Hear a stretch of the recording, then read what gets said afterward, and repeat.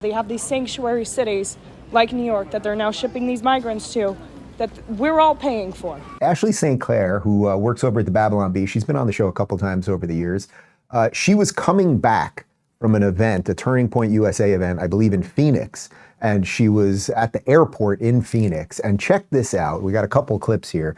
She found that they were actually, just as Bill Malutian was reporting, that they send these migrants, these illegal immigrants who we know nothing of, they process them, and then they send them throughout the country. Check this out from the Phoenix airport.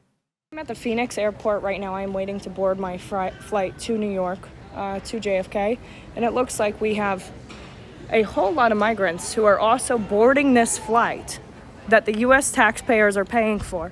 This is what the U.S. taxpayers are paying for right here. Premium seats on Delta, that they have people coming here. We're paying for this, shipping them out to New York City, because guess what? Everywhere else is at capacity. So they have these sanctuary cities like New York that they're now shipping these migrants to that we're all paying for.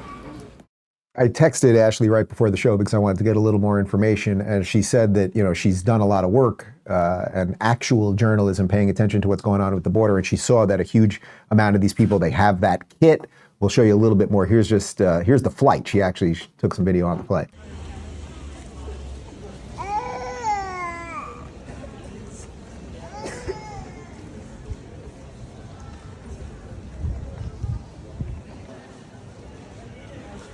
Sorry, that was a bit more of them boarding, but now here's on her flight. She took this picture, and here's her tweet. Migrant placed next to me in the premium cabin still has bag from the processing center. A majority of this flight is migrants bussed in from the processing center.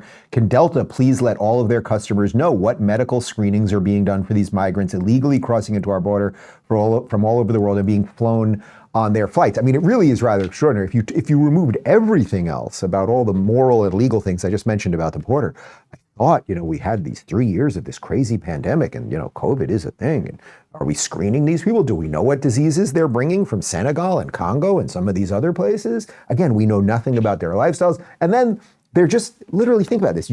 Somehow they got to the Mexican border from Congo, Senegal, all of these other places, right?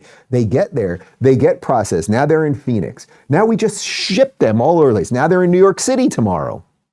Well, we're going to show you what's going on in New York City in just a second, but then they just show up in New York City. Do they have jobs? Do they have family there? Do they have any assistance? And again, you wonder why some people are a little irked at this.